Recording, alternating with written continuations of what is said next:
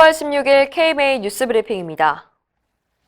인보사 사태가 터진 지 반년이 지나도록 식약처는 투약받은 환자 파악조차 제대로 못하고 있다는 비판이 나왔습니다. 세계 최초의 골간절염 유전자 치료제로 기대를 모았던 코오롱 생명과학의 인보사라는 치료제에 알고 보니 무허가 세포가 들어있었다는 사실이 드러난 사건이 바로 인보사 사태죠. 특히 잘못 들어간 세포가 악성 종양을 일으킬 우려가 있는 것으로 알려지면서 큰 파문이 일었습니다. 식약처는 인보사를 판매 중단하고 품목 허가도 취소했는데요. 이미 주사를 맞은 환자들에 대해선 속수무책입니다. 보다 못한 의협이 나섰습니다. 의협은 15일 성명을 통해 식약처는 지금까지 환자를 파악하지 못한 것은 물론이고 검사를 담당할 병원도 한 곳밖에 확보하지 못했다고 지적했습니다. 실제로 현재까지 검사를 받은 환자는 단 2명뿐인 것으로 알려졌습니다. 의협은 인보사를 투약받은 환자의 추적 조사를 식약처에만 맡겨선 안 된다며 보건복지부가 직접 나서라고 촉구했습니다. 또 환자의 고통과 불안을 덜기 위해 의료계는 정부의 조치에 최대한 협조할 것이라고 약속했습니다. 의약품에 유해 물질이 발견돼서 처방이 중단됐다면 그동안 지출된 건강보험 재정은 누가 책임져야 할까요? 작년 발사르탄 사태, 그리고 올해 라니티딘 사태가 이런 논란을 겪고 있는데요. 정부와 제약사 간의 손해배상 소송이 진행 중입니다. 우선 발사르탄 사태와 관련해 건보공단은 69개 제약사를 상대로 총 20억 원의 구상금 청구 소송을 냈는데요.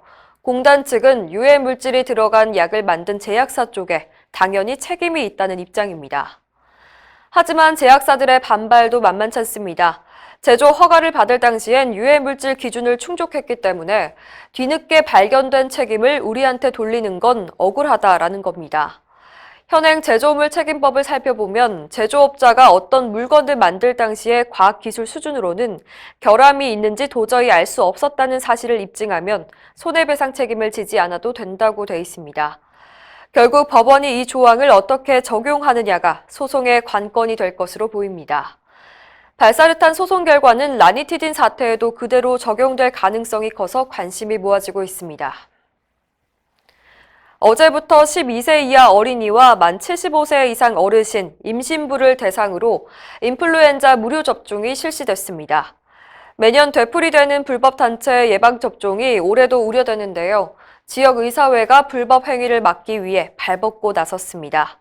대구광역시와 경상북도 의사회, 대구경북 내과개원의사회는 신문 광고를 내고 불법 건강검진 행위와 단체 예방접종 사례를 수집한다고 밝혔습니다. 구체적으로 건강검진 대상자를 특정 장소나 병원으로 유도하는 전화나 엽서를 받았거나 의료기관이 아닌 곳에서 의사 진찰 없이 단체 예방접종을 하는 행위를 발견할 경우 스마트폰을 이용해 제보하면 보상금을 제공합니다.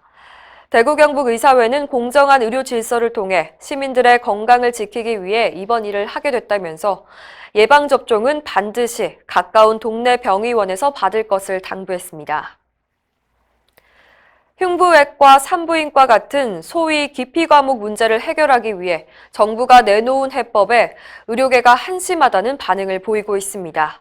바로 공공의료대학원 설립인데요. 보건복지부는 최근 국회에 제출한 답변서에서 국립공공의료대학원을 설립하면 기피과 문제를 해소할 수 있다고 밝혔습니다. 하지만 의료계는 탁상공론이라는 시각입니다.